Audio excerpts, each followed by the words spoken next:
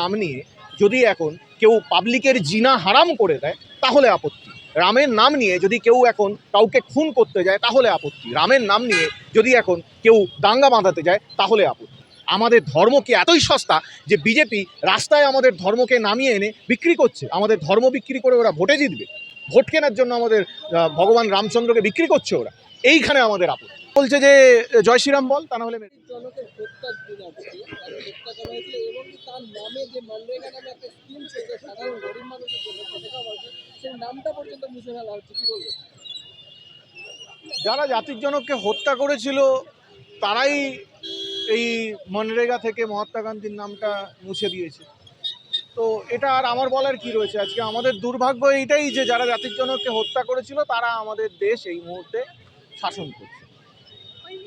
কিন্তু এটা যেমন আমাদের দুর্ভাগ্য, আমাদের লজ্জা।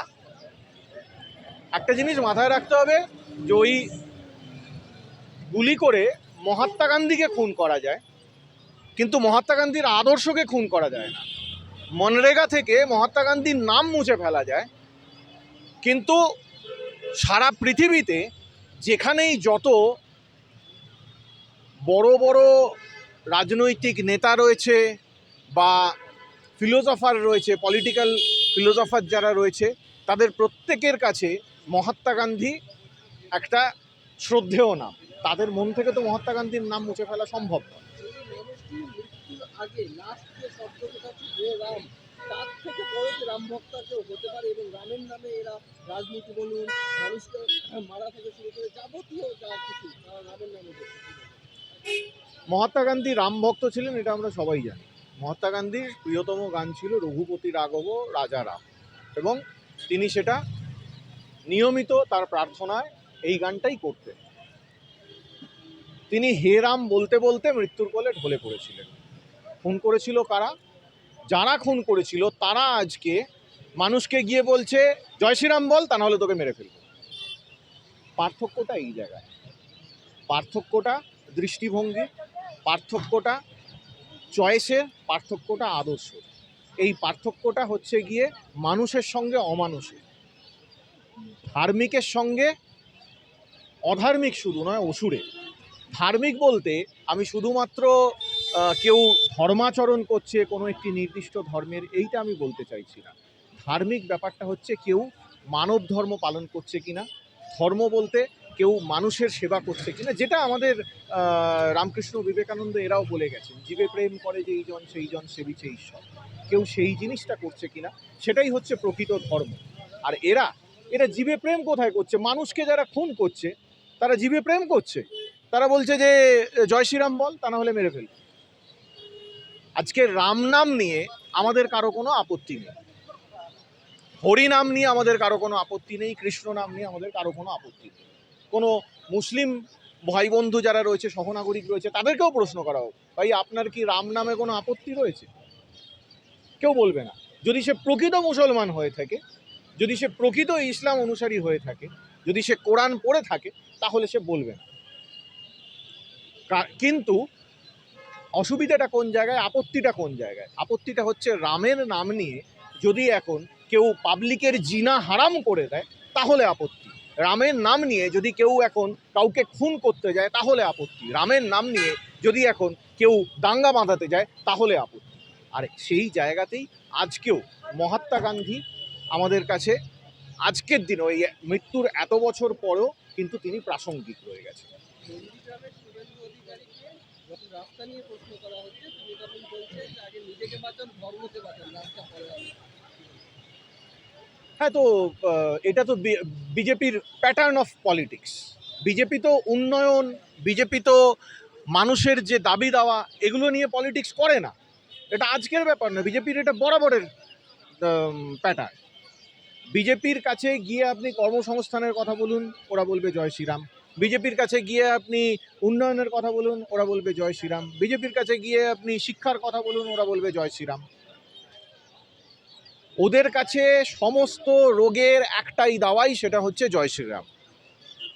এবং এই যে জয় শ্রীরাম, এই যে হিন্দুত্ব, এইটাতেই আমি হিন্দু হিসাবে বলছি, আমার অসুবিধে আমাদের মতো অন্যান্য প্রকৃত হিন্দু ধর্মের অনুসারীদের অসুবিধে বা আপত্তি, এই যে হিন্দুত্ব, এটা প্রকৃত হিন্দুত্ব নয়, এটা আমাদের হিন্দু ধর্মই নয়, এটা হচ্ছে পলিটিক্যাল হিন্দুত্ব।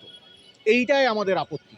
আমাদের ধর্ম কি এতই সস্তা যে বিজেপি রাস্তায় আমাদের ধর্মকে নামিয়ে এনে বিক্রি করছে? আমাদের ধর্ম বিক্রি করে ওরা ভোটে জিতবে? ভোট কেনার জন্য আমাদের ভগবান রামচন্দ্রকে বিক্রি করছে ওরা। এইখানে আমাদের আপত্তি। ওরা যে মানুষের যা দাবি দেওয়া, মানুষ যখন এই রাস্তার কথা বলছে, আচ্ছা আপনি বলুন যে একটা সরকারের কাছে মানুষের দাবি দেওয়া কী থাকে? অন্ন, বস্ত্র, বাসস্থান, যেগুলো প্রাথমিক চাহিদা, তারপরেও স্বাস্থ্য, শিক্ষা, যোগাযোগ, এই ধরনের জিনিসগুলো হচ্ছে গিয়ে আমাদের চাহিদা। তো সেই যে চাহিদা যেগুলো রয়েছে, সেই চাহিদাগুলো এরা ফুলফিল করতে গেলে এরা জানে যে এই সব চাহিদাগুলো ফুলফিল করতে গেলে অনেক খরচ হয়ে যাবে। সেই খরচটা এরা করবে না, সেই খরচটা খাতায় কলমে করবে, বাকিটা চুরি করবে। সেটার আমরা উদাহরণ দেখতেই পাচ্ছি এই মহারাষ্ট্রে না কোথায়, ওই যে একটা কি কিংভূত কিমাকার ব্রিজ বানানো হয়েছে, দুটো লেন এসে একটা লেনেতে জড়ো হচ্ছে এবং সেটা দিয়ে গাড়ি ঢোকার রাস্তা নেই। তারপর আর একটা কোথায় মহারাষ্ট্রেই না আর একটা কোথায় একটা ব্রিজ হয়েছিল, ব্রিজ দুদিক থেকে উঠেছে, মাঝখানে গিয়ে জয়নিং পয়েন্টটা আর এক হচ্ছে।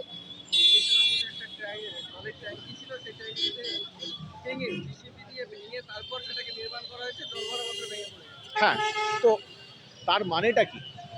তার মানেটা হচ্ছে এরা যেখানে যেখানে এই ধরনের কাজ করছে, তথাকথিত উন্নয়নমূলক কাজ করছে, প্রত্যেকটা জায়গাতেই ওরা দুধে জল মেশাচ্ছে না, জলে দুধ মেশাচ্ছে।